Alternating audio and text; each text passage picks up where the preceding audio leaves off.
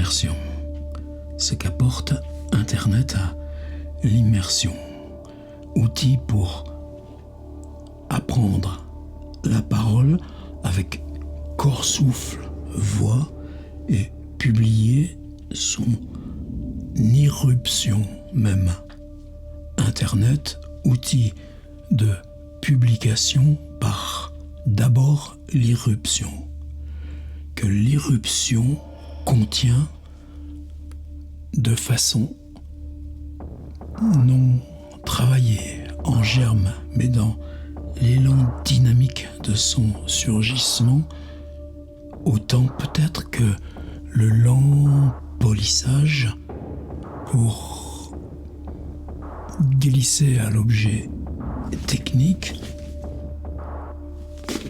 éventuellement reproductible.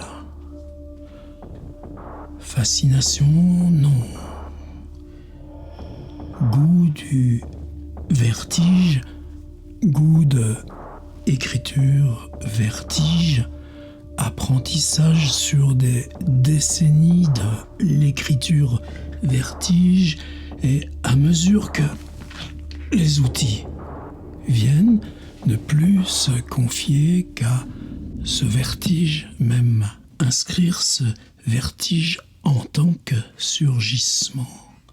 Diffuser ce moment de surgissement, le diffuser à récurrence rapide, une fois par jour, peu importe. Le diffuser de façon séquentielle, si cette séquence est uniquement dans le rythme du mental et du corps. Concentration, enregistrement, surgissement, ça te laisse épuiser. Ça te laisse épuiser, tu as le temps technique du montage, de l'habillage et publication. Diffuser où ? À qui appartient le web ? Ou plutôt, où est ce qui est à nous sur le web ? Se dire, j'installe sur le site, mais le site ne peut pas accueillir les vidéos, besoin d'outils plus puissants. Vimeo, bonne qualité, mais aucune fonction réseau, ne diffuse pas. YouTube, grosse compression, mais compression accessible par ces outils à mesure que ces outils prennent, eux, le dessus. Mobile d'abord. Non, on travaille ici avec clavier, avec grand écran. Ça reste le bain des livres, le bain d'écrire, le bain d'élaborer, monter. Est-ce que toi, tu consommes des sites internet par le téléphone ? Non, tu gardes ça comme une logique de travail. Par contre, le journal, la radio, les podcasts et les réseaux. Ne pas dépendre des réseaux. Se déprendre de l'asservissement au réseau. Il y a 15 ans, les commentaires sur les blogs, quelle vie, les échanges, les passerelles, nos vases communicants, avalés par les réseaux, la concurrence des réseaux. Les réseaux, quand ils se mangent les uns les autres, se mangent par le bas, se dévorent par le dessous. TikTok monte, YouTube fait comme TikTok, Instagram fait comme TikTok, Facebook fait comme TikTok. Et nous alors ? On se ferait dévorer par le bas ? Non. Mais l'immersion, la proximité, se dire que, à mesure que ces outils, parce qu'ils se concurrencent, donnent une intimité supplémentaire, toi tu peux l'utiliser. Je filme horizontal. Et même dans ces formats horizontaux qui maintenant sont ceux anamorphiques du cinéma, mais ensuite je le coupe à la verticale. Dans cette verticale, proximité supplémentaire. Pourquoi je ne l'utiliserai pas ? Je fais une lecture longue. Je la fais ici avec ce micro, avec cet appareil, ou cet appareil plus cet appareil. J'aime bien travailler avec deux angles, voire des angles à la perpendiculaire, voire installer une copie écran et travailler en parallèle avec l'ordinateur. Classique. Tu regardes ça sur un téléphone longtemps? Non. Par contre, si tu n'accèdes pas au site, tu regardes ton Facebook, ton Instagram, ton Twitter et ton TikTok, il y en a d'autres, il y a LinkedIn et tous ces machins-là.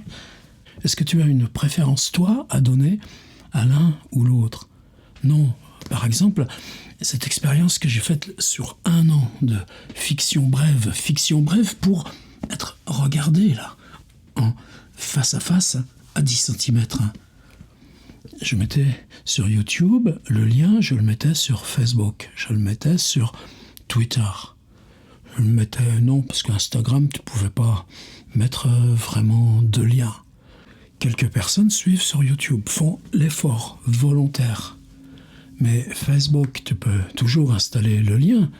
Eux, ça les intéresse pas, c'est un lien qui pointe vers dehors. Je regardais mes vidéos, tu pouvais avoir 50, 60, 70, 80, 100 vues. Oh, des fois ça monte à 1000, mais tu regardes ce qui vient de Facebook pour 15%, tu regardes ce qui vient de Twitter, 5%.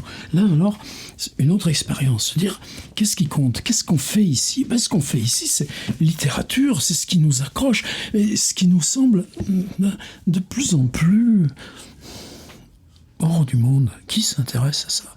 Qui achète des livres? Bah ouais, il y en a. Bien. Tout ce système, il tient bien.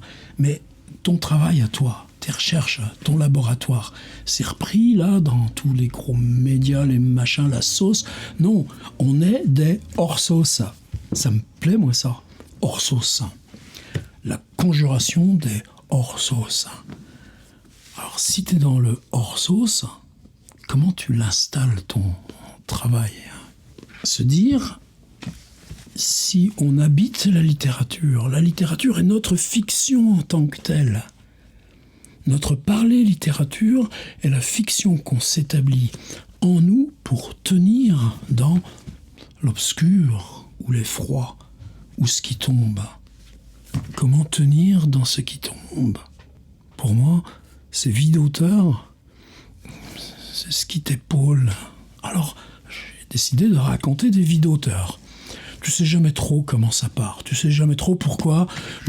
Justement, il y avait cet appareil qui était là, se dire, je me mets face et je raconte des choses qui sont en moi le souvenir de la littérature. Étrange de se souvenir de ce qui t'entoure.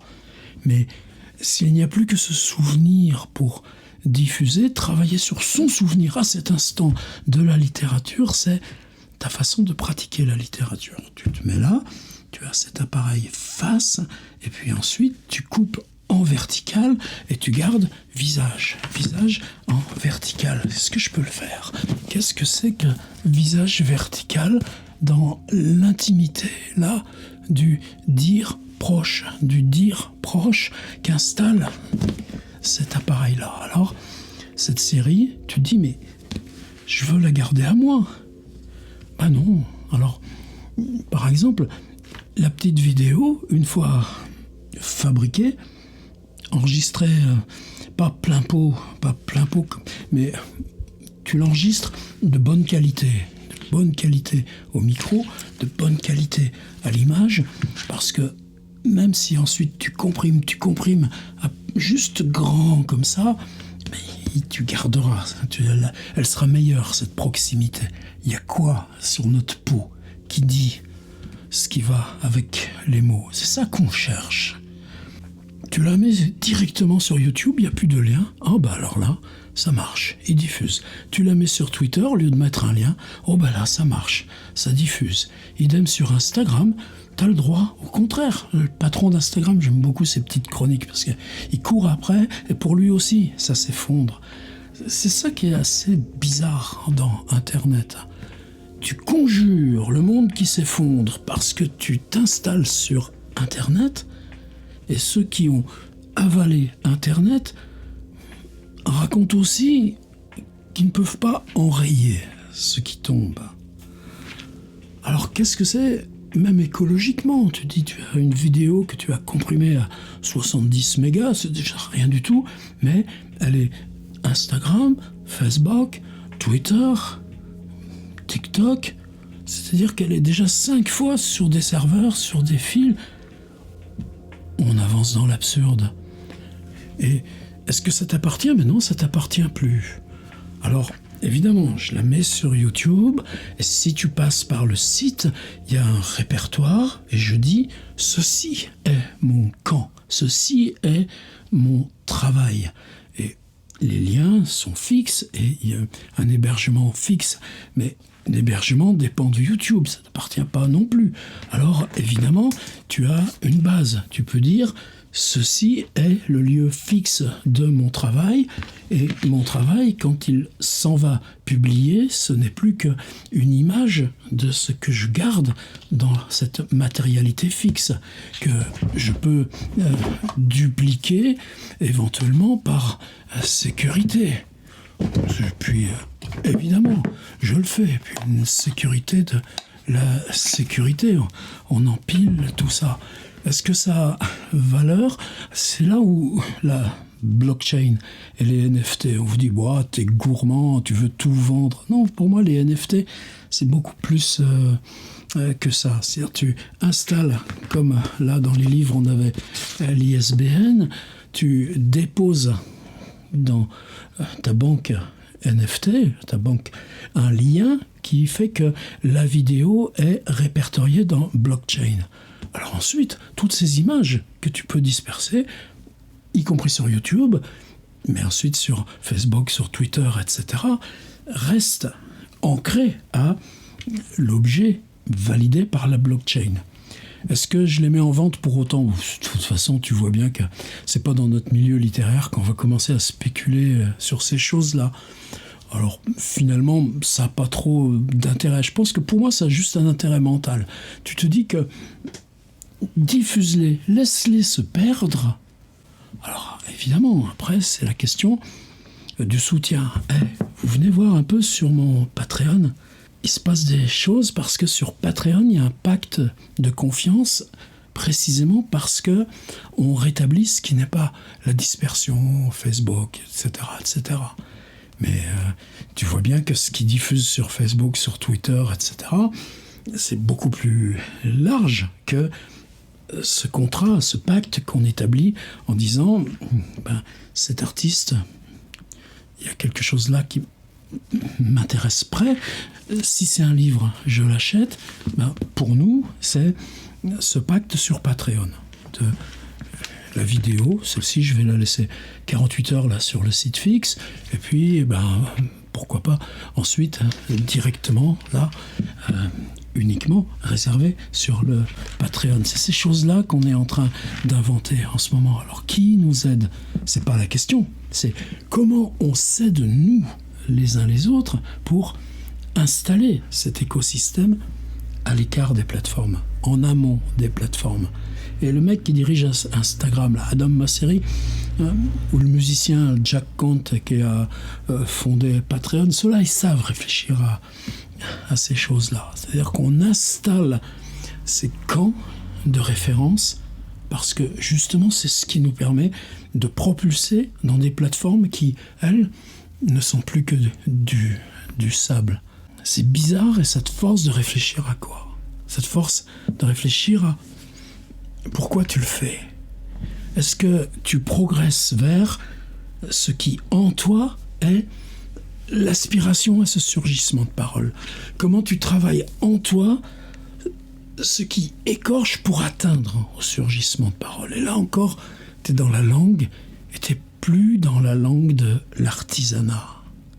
C'est ça aussi qui nous sépare là, de ce monde-là qui s'affadit tout doucement, bien sûr, tu as toujours un volume constant, les best-sellers, les machins comme ça. Mais pour le reste, les gars, c'est un peu pathétique, non? Comment ça se fait qu'on est si peu nombreux là, sur les chemins de crête? Moi, ce qui m'intéresse, c'est ça, c'est les chemins de crête. Et mon chemin de crête, c'est ça. Alors cet été, je vais la faire, ma petite série. Histoire de la littérature.